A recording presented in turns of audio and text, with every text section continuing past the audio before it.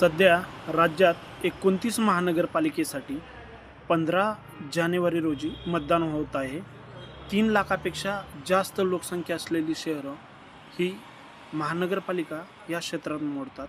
74वी घटनादुरुस्ती तसेच महानगरपालिका अधिनियम 1949 आणि शासकीय अधिसूचना याद्वारे महानगरपालिकेची निर्मिती होते. हे साधारणतः 29 महानगरपालिकेसाठी 15 जानेवारी 2026 रोजी निवडणूक होत आहे.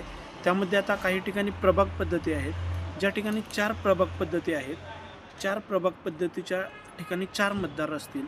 अ, ब, क, ड अशा प्रकारचे असतील. साधारणतः तुम्ही पहिलं बटन दाबल्यानंतर लाल लाईट लागेल, दुसरं, तिसरं आणि चौथं बटन दाबल्यानंतर बजरचा आवाज येईल. अशा प्रकारची ही तुमची मतदान प्रक्रिया आहे.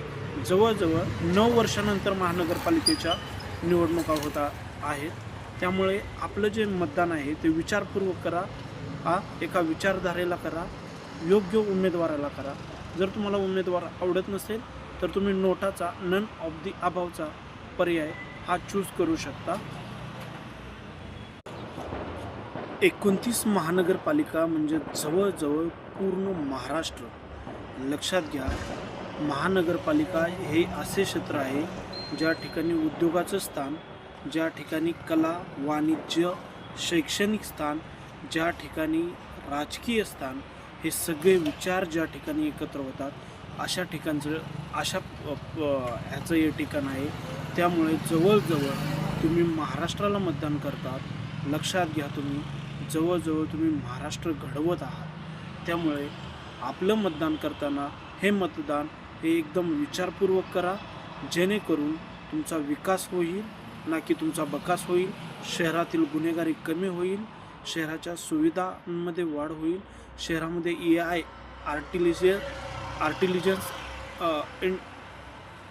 इंटरफरन्स जे आपण म्हणतो ती प्रणाली, कृत्रिम प्रणाली येईल.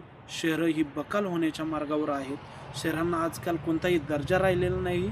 ही वाढती ट्रॅफिकची समस्या, प्रदूषणाची समस्या, वाढती गुन्हेगारी, ही वाढतं अतिक्रमण, त्यामुळे एकदम शहरांचा विकास खुंटलेला आहे.